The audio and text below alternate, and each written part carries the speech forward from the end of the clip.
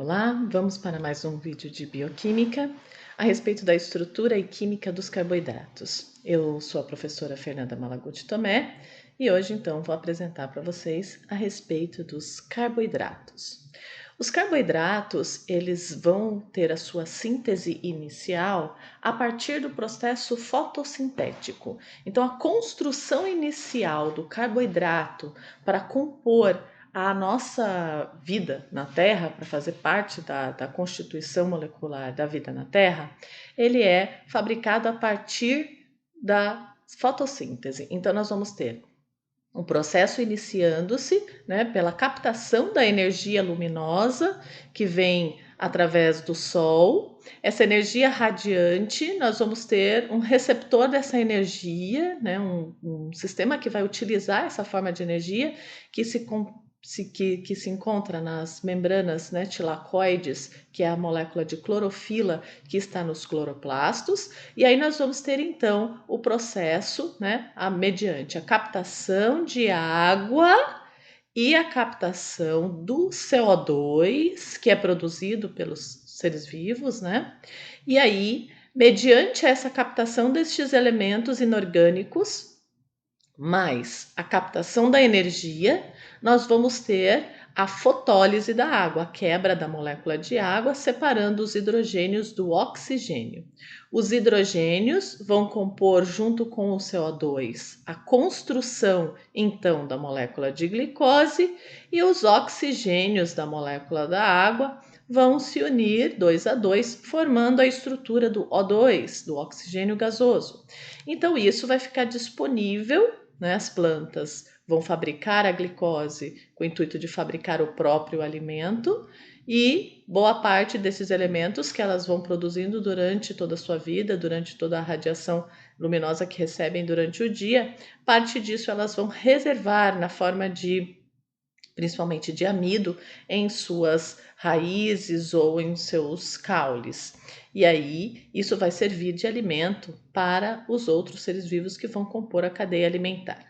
O oxigênio, na sua forma gasosa, é lançado na atmosfera, que também vai servir para constituir uma fonte de obtenção de energia por meio da cadeia respiratória, que nós vamos estudar mais à frente, onde o oxigênio participa como um elemento muito importante na recepção dos elétrons.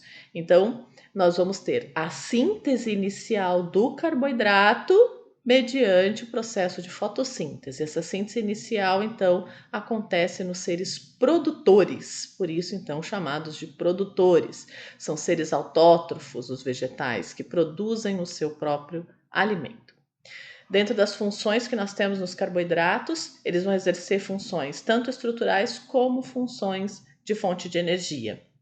Com relação à fonte de energia, nós vamos ter a energia do processamento mesmo das moléculas, como a molécula de glicose, que vai ser uma molécula extremamente importante, que nós estudaremos mais à frente a respeito do metabolismo da glicose, e também nós vamos ter este elemento em forma de reserva. Então, a reserva animal é o glicogênio e a reserva vegetal é o amido. Então, por exemplo, aqui, né, as batatas como uma reserva deste amido, né, que é produto da união de várias moléculas de glicose aí no vegetal.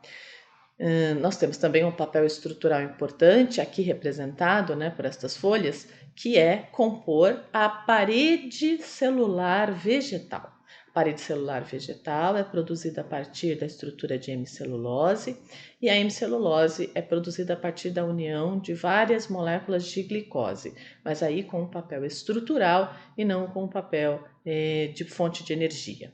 Então, nós vamos ter também, né, nas células animais, o carboidrato compondo uma fonte de estrutura, também compondo elementos estruturais, como por exemplo os glicocálix na superfície das membranas. Então, nós temos um papel estrutural também importante, entre outros que vamos citar mais à frente, na estrutura dos carboidratos. A fórmula empírica dos carboidratos se dá pela fórmula daquilo que o próprio nome da estrutura já fala para nós. Então, o que são carboidratos? Carboidratos são carbonos hidratados ou hidratos de carbono. Então, o que nós temos na composição? Nós temos o carbono e água. Então, carbono hidratado, carbono com água. A fórmula empírica do carboidrato, né? Ou seja, a composição de átomos da estrutura de carboidratos, nós vamos ter carbono, 2 hidrogênios, né, para cada carbono e para cada oxigênio. Então, a fórmula ficaria CH2ON, onde esse N é o número de carbonos. Então, como exemplo aqui, nós temos a fórmula da glicose, ou da frutose ou da galactose. Por quê? Porque quando a gente fala em fórmula empírica, eu estou falando quantos carbonos, quantos hidrogênios, quantos oxigênios uma dada molécula possui. Isso não define qual é a molécula. Por quê? Porque glicose é C6H12O6, frutose também, galactose também, manose também. Então, isso aqui não define, é glicose. Isso define para mim, é uma hexose, é um carboidrato de 6 carbonos. Então, se nós colocarmos o número 6 aqui, quando não tem nada, né, embaixo do átomo, significa que é 1. Então, se eu colocar o número 6 aqui, 6 vezes 1, 6, C6. Aqui o 6, né? Então, 6 vezes 2, 12, H12. E 6 vezes 1, 6. Então, a fórmula da glicose, ou da frutose ou da manose, de uma hexose, C6H12O6. É que nós acabamos falando muito da glicose, e a glicose é um açúcar muito prevalente, principalmente nas fontes de energia. Então, a gente acaba citando, né, C6H12O6 glicose, mas não significa necessariamente que seja glicose. É uma hexose, é um açúcar de 6 carbonos. A glicose também é um açúcar de 6 carbonos. Alguns carboidratos vão sofrer alterações nas suas fórmulas estruturais. Então, nós temos alguns carboidratos que vão ter algumas modificações. Essas modificações geralmente são promovidas na própria célula que vai utilizar este açúcar modificado. Então, nós podemos ter a inserção de átomos como de nitrogênio, fósforo e enxofre na composição da estrutura de um carboidrato, e aí como um carboidrato mais derivado, né? A partir de um carboidrato simples, feito modificações para uma utilização específica em alguns organismos. Com relação à estrutura, nós temos, por exemplo, a estrutura, né, o fechamento do anel, que nós vamos falar um pouquinho dessa ciclização em solução, os carboidratos acima de 4 carbonos, ou seja, aqueles que possuem 5, 6, 7 carbonos, assumem uma forma cíclica quando em solução.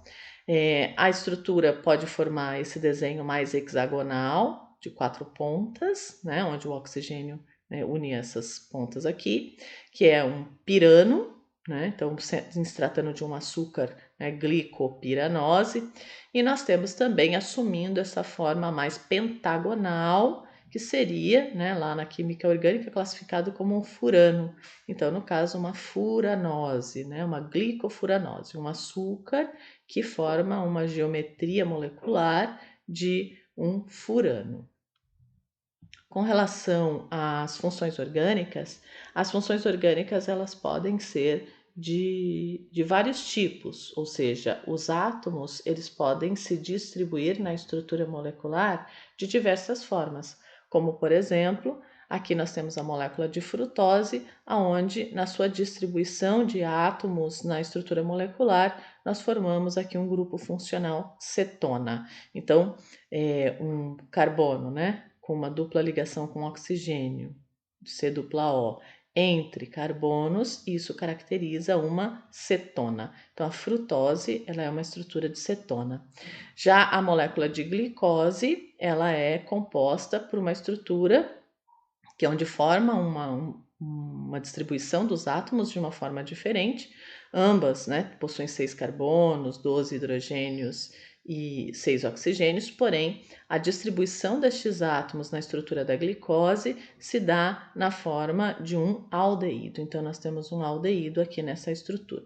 Em aldeído, comumente, nós temos C-O-H, né? Esse hidrogênio, ele faz, na verdade, um estado temporário aqui nesse oxigênio, tá? Então, é mais comum que vocês vejam C-O-H. aqui nessa porção.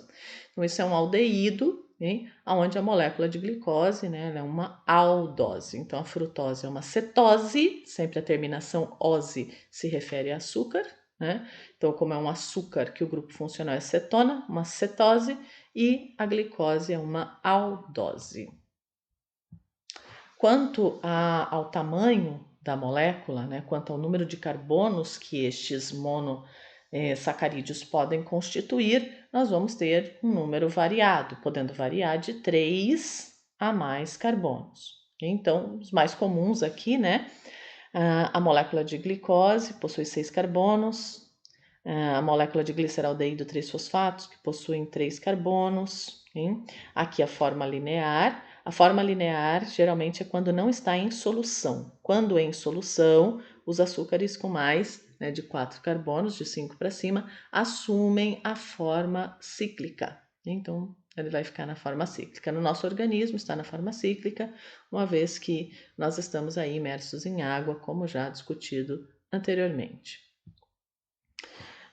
A formação, né, cíclica dessa estrutura, quando em solução, vai sofrer uma reação aonde nós vamos ter uma atração que vai acontecer entre a dupla O. Então, o desenho que vai se formar, que nós vimos anteriormente, se vai ser uma exose, se vai ser uma piranose ou se vai ser uma furanose, isso está relacionado com a posição da dupla O. Então, a dupla O aqui, no caso da frutose, né, a dupla O está no carbono 2, né, uma cetona, e nós vamos ter uma atração do OH, uma reação química por atração, né, das forças dos elétrons, do OH do carbono 5 em direção à dupla O do carbono 2. Portanto, nós vamos ter aqui então uma ciclização, aonde nós vamos fechar o anel aqui nesta posição, formando então uma estrutura, né, de furano. Então, aqui nós temos uma furanose, né, a sua forma cíclica, onde nós formamos aqui, né, uma estrutura de M-cetal, formada então pela reação da C-dupla-O com o OH aqui deste carbono 5. Uma outra coisa que nós temos também em carboidratos é a formação de epímeros. O que são epímeros? Epímeros são açúcares que eles são exatamente iguais, mesmo número de carbonos, a mesma distribuição praticamente dos átomos, formando o mesmo grupo funcional. Aqui no exemplo nós temos a manose, a glicose e a galactose, que tem exatamente o mesmo grupo funcional, que é o grupo aldeído na ponta. O que nós temos aqui é que nós vamos ter um desenho químico diferente, onde nós temos os 6 carbonos distribuídos na molécula e então o aldeído aqui nessa ponta. Tá? Então, aparentemente, quando olhamos para a molécula, ela parece exatamente igual. O que vai variar nessas moléculas? Vai variar a esteroquímica. O que é esteroquímica? É a posição do grupo OH e o hidrogênio no plano, virado para a esquerda, virado para a direita. Então, aqui, o que nós temos? Nós vamos ter todos os átomos de carbonos ligados aí com hidrogênio e oxigênio, né? Lembrando que é um carboidrato, né? Então, um hidrato de carbono, então cada carbono ligado a uma água, né? OH para um lado, OH para o outro, né? Se a gente juntar aqui, 2 Hs e um O, H2O, né? E o carbono aqui. Então, nós vamos ter o quê? Estes carbonos, né? E os seus Hs e OHs distribuídos ao longo da molécula. Porém, a esteroquímica, ou seja, a posição à esquerda, à direita, né? Na molécula é que vai fazer com que isso seja chamado de epímero. Então, epímeros são açúcares que são praticamente iguais, porém difere a esteroquímica em apenas um carbono. Então, aqui nós temos a manose com relação à glucose. Nós vamos ter o OH para a esquerda, OH para a direita. O resto é igual, ó. Igual, igual, igual, igual, igual. Então, a manose com relação à glucose são epímeros. Agora, a galactose com relação à glucose, igual,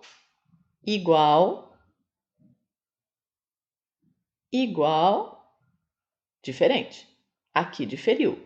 OH para a direita, OH para a esquerda. Igual e igual, ok? Então, a glucose é um epímero da galactose. E a manose com relação à galactose, será que também são epímeros? Então, vamos conferir. CHO igual. OH para a esquerda, OH para a direita. Diferiu aqui. Então, aqui é um ponto que é onde nós temos uma diferença, certo? Entre este e este. OH para a esquerda, OH para a esquerda. OH para a direita, OH para a esquerda. Aqui nós temos um outro ponto que diferiu. E qual que é a regrinha? O que é um epímero? Um epímero é um açúcar cuja estereoquímica difere em apenas um carbono. Diferiu em apenas um? Não, diferiu em 2. Diferindo em 2, ele não é um epímero, né? Nós podemos dizer que são isômeras as moléculas, mas não epímeros, tá? Então, para ser epímero, a estereoquímica pode diferir em apenas um carbono. Aqui nós temos então o exemplo de um açúcar derivado, onde nós temos então a parede celular bacteriana, por exemplo, na sua construção, a célula bacteriana vai promover uma modificação no açúcar e vai então construir a estrutura necessária à construção da sua parede celular. Então nós temos aí a troca, né, do grupo OH em 2 pontos, né? Então aqui um OH da molécula foi modificado por essa estrutura e o outro OH que tinha nesse plano foi modificado também, incluindo esta estrutura aqui, ó. Esse R aqui é somente porque senão teria uma sobreposição aqui no desenho, né? Então, mas esse R, o que nós temos é esse grupo químico, tá? Então, nós temos aí açúcares que são açúcares derivados, são promovidas modificações em função da necessidade de uma determinada construção. E aí o que nós temos? Os monossacarídeos, eles sofrem ligações químicas para constituir um polissacarídeo. Então nós vamos ter a ligação química entre monossacarídeos para constituir polissacarídeos ou disacarídeos, que é a união somente de 2, trissacarídeos, união de 3 monossacarídeos. Então, o que nós temos?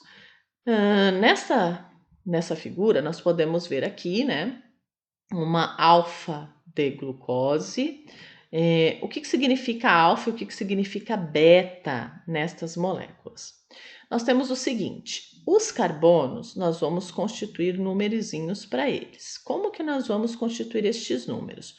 O número, ele é dado sempre partindo do grupo funcional principal, a carinha mais diferente que nós temos aqui nessa molécula, e então, de forma que a contagem se dê de uma forma mais linear e constitua o número maior de carbonos. Se nós começarmos a contar para cá, ficaria 1, 2, e a gente teria pulado aquele carbono ali de cima, ou 1, 2, e aí não daria para fazer linear a contagem do restante. Se nós contarmos a partir daqui, nós vamos ter 1, 2, 3, 4, 5 e 6. De forma linear, contamos o maior número de carbonos a partir daqui, ok? Então, nós temos essa maneira, né, de contar esses números de carbonos.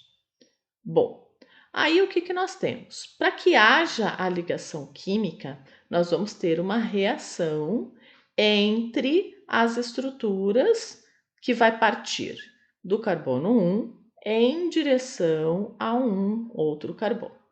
Neste exemplo, nós vamos ter a reação entre o carbono 1 para o carbono 4, aonde nós vamos ter a saída de uma molécula de água. Então, nós vamos ter este OH e este H saindo, o que está constituindo aqui esta molécula de água. E aí o que vai sobrar? Vai sobrar esse oxigênio e como esse OH que saiu daqui, né, vai ficar essa ligaçãozinha química aqui vazia, faltando uma ligação química para este carbono. E o que vai acontecer?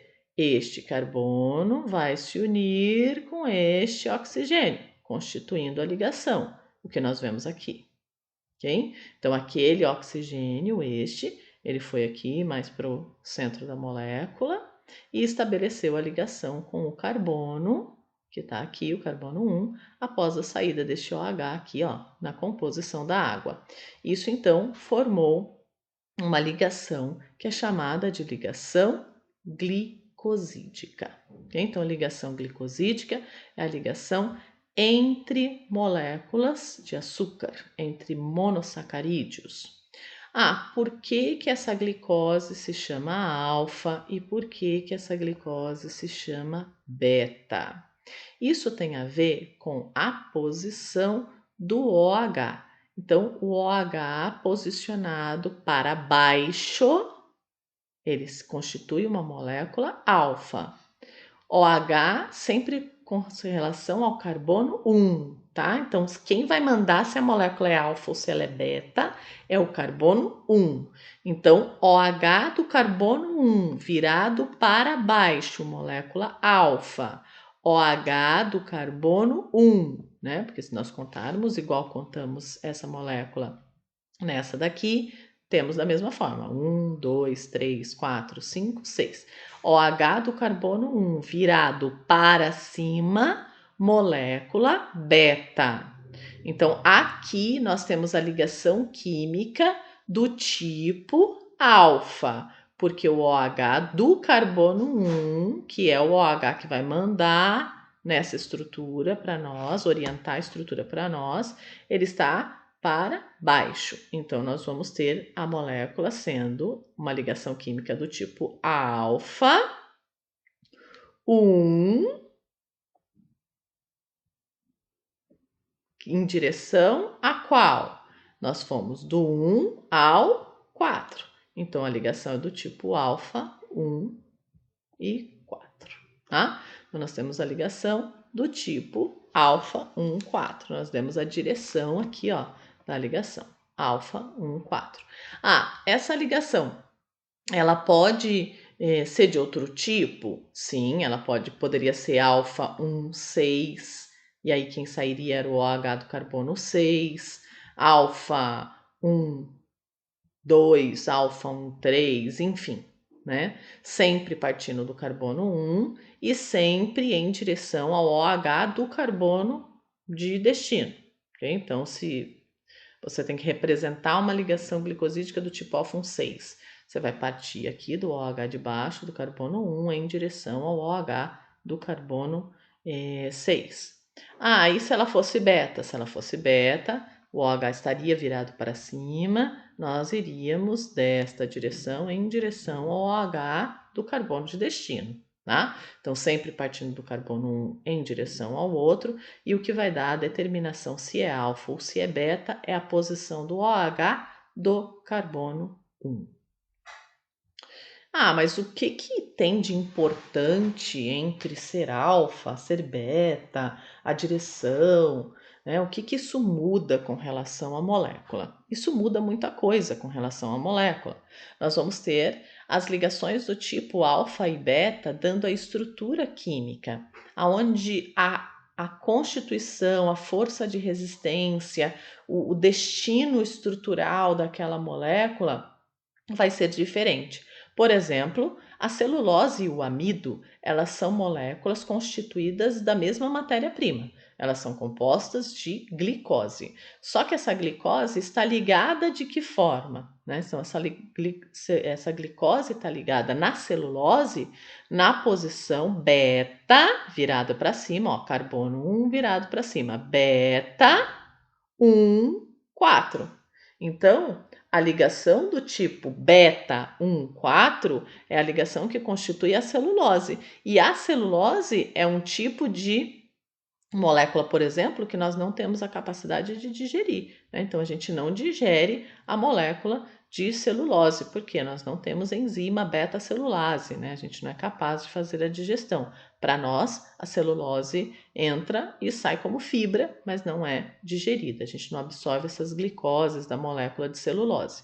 No vegetal, ela constitui uma estrutura, ela não constitui um material de reserva de glicose. Né? Então, a função da celulose é diferente da função do amido.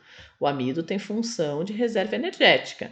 Quando o vegetal precisa, ele vai mobilizar cada uma dessas moléculas de glicose para usar como fonte de energia. Já enquanto na estrutura de celulose, essa glicose não será mobilizada como fonte de energia. Por quê? Porque é uma molécula que está compondo uma parte estrutural e não uma parte de reserva energética, por exemplo. Então, a molécula de celulose não é digerida, a molécula de amido é digerida apenas pelo fato de ter composição química, de ligação química diferente, apesar de ser formada exatamente da mesma coisa. Okay? Então, no amido, ligação do tipo alfa 4 e alfa 6, né, que são os pontos de ramificação. As moléculas tanto de amido quanto de glicogênio, elas vão ter ramificações. Isso vai aumentar o poder de compactação da estrutura molecular e no amido, no glicogênio, nós vamos ver que ela tem um papel também importante de acesso das enzimas. E a celulose, a ligação do tipo beta-1,4, compondo somente uma estrutura linear, fazendo então um papel estrutural. Então, o fato da ligação ser alfa ou ser beta e qual o carbono de destino é importante para a estrutura, para dar finalidade da estrutura. Como eu disse para vocês, né, tanto o amido quanto o glicogênio são moléculas com ramificações. Então, além das ligações de cadeia alfa 4, nós vamos ter também os pontos de ramificação, que são os pontos do tipo alfa 6. Esses pontos alfa 6, nós vamos ter as ramificações que vai possibilitar que nós tenhamos, né, uma maior compactação da estrutura, desenhando desta forma. No vegetal, nós vamos ter, né, o formato da aminopectina, que é a estrutura mais ramificada do amido, a amilose, né, que é a parte da estrutura reta, linear da estrutura, que vai servir para compactação para a reserva do vegetal. No glicogênio, da mesma forma, nós temos diversas ramificações da estrutura, né? Então, esses pontinhos cinzas são os pontos da ligação do tipo alfa 6 e as ligaçõezinhas que existem aqui entre as bolinhas amarelas é do tipo alfa 4. Porém, no glicogênio nós temos mais ramificações que na estrutura do amido, porque além do papel de compactação, nós vamos ter também um papel importante na liberação rápida de energia. Se nós tivéssemos somente duas pontas, não adiantaria ter várias enzimas disponíveis, porque a molécula é sempre retirada da ponta para diante. Agora, se nós temos várias pontas, o fato de nós termos várias enzimas disponíveis, no momento em que é necessária uma retirada rápida de energia, que acontece muito nos disparos de adrenalina, nós vamos ter várias pontinhas, ou seja, cada enzima consegue atuar em cada uma destas pontas ao mesmo tempo. E aí nós temos uma maior eficácia e liberação mais rápida de energia. Mas se nós vamos precisar de uma liberação rápida de energia nos momentos de necessidade inesperada que surge, né, uma necessidade de fuga, luta, principalmente no disparo da adrenalina, por que nós não armazenamos a glicose, então, na sua forma monomérica, né, na sua forma de monossacarídeo? Aí seria somente liberá-la. A glicose, ela é uma molécula hidrossolúvel, portanto, por ser hidrossolúvel, nós teríamos alteração nas condições de osmolaridade. Então, o glicogênio, por ser uma molécula grande, onde nós temos ligação de várias e várias moléculas de glicose, né, um polissacarídeo, ele fica insolúvel. E essa insolubilidade é mais fácil para que nós reservamos na nossa célula, dentro de grânulos específicos, de forma que no momento em que é necessário nós acessamos, porque a glicose, por ser solúvel, faria uma alteração de pressão osmótica no nosso citosol. Portanto, se nós tivéssemos um monte de glicose dentro do citosol, isso chamaria mais água para dentro, né? Teria a tendência da água entrar pelos processos osmóticos já conhecidos de vocês. E aí a água entraria por osmose e desestabilizaria as condições do citoplasma, dependendo do quanto de água entrasse, romperia a nossa célula e aí nós teríamos uma alteração ali, tanto de pressão osmótica quanto até de riscos de ruptura celular. Portanto, nós não armazenamos a glicose na sua forma livre, nós armazenamos na forma de glicogênio, que é a forma insolúvel, que dá maior estabilidade para as células que estão fazendo essa reserva. Nós temos também a associação dos açúcares com outras moléculas. Então, nós temos a formação, por exemplo, de glicoproteínas e de glicolipídios. É uma associação entre açúcar com proteína e entre açúcar com lipídio. Nós não conhecemos exatamente todas as funcionalidades das estruturas. O que nós conhecemos é que a associação de glicose, né, de açúcar, com as proteínas, por exemplo, favorece o enovelamento da estrutura, ou seja, favorece a forma tridimensional de algumas proteínas. Não necessariamente que toda proteína tenha uma ligação com carboidrato, mas aquelas que possuem, favorece um pouco desse enovelamento.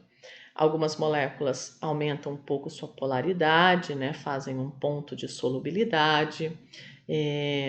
Das imunoglobulinas, né, que são os nossos anticorpos, nós vamos ter uma proteção contra o ataque proteolítico, porque algumas bactérias produzem enzimas que são enzimas de proteólise, de quebra de proteína, e os anticorpos, eles são estruturas de proteína. Então, quando nós temos uma camada de açúcares envolvendo esta estrutura proteica, nós temos uma maior proteção para evitar, né, a proteólise das imunoglobulinas, dos nossos anticorpos, né? Então, as imunoglobulinas são os nossos anticorpos. Nós temos também, né, a estrutura de membrana, onde nós temos a associação como nós já citamos anteriormente, dos glicocálix, que são estruturas que vão servir para fazer o reconhecimento, principalmente da adesão entre uma célula e outra, a percepção, né, de algumas coisas com relação ao ambiente onde a célula está inserida, e aí essa associação desse glicocálix, que é uma estrutura de carboidrato, pode se dar tanto nas proteínas de membrana quanto nos fosfolipídios de membrana, e aí seria então uma associação entre açúcar e lipídio ou açúcar e proteína. E também algumas proteínas transportadoras, elas possuem algumas dessas estruturas de açúcares ligadas à sua estrutura molecular. Okay? Então, isso também auxilia aí nos processos de transporte. Existem alguns testes que são utilizados, que vão servir inclusive de base para a utilização em outros tipos de testes, como os testes clínicos laboratoriais, onde nós utilizamos alguns reagentes, como por exemplo o teste de Filling, né, que ele vai detectar açúcares redutores, indicando a coloração vermelha, um reativo que é chamado de reativo de Benedict, que também faz identificação de glicose, evidenciando uma coloração azul, a reação de Moliche, de Bial, de Tollens. Então, são alguns tipos de reativos químicos utilizados em laboratório para fazer a identificação de açúcar. E aí, essa identificação é colorimétrica, né, por meio de manifestação de cor. Isso é muito utilizado nas análises clínicas para que façamos tanto as dosagens por medidas depois que é feito num instrumento que se chama espectrofotômetro, quanto em laboratório de uma forma mais simples, né, nós podemos pingar esses reagentes e olhar mesmo a coloração. Então, a respeito da estrutura de carboidratos, é isso que nós temos. É claro que é um assunto muito mais extenso, tem muito mais conteúdo para ser trabalhado, porém, né, como a proposta, como eu disse para vocês, seria mostrar uma visão geral do assunto. Espero que vocês tenham gostado, que tenham aproveitado e até a próxima.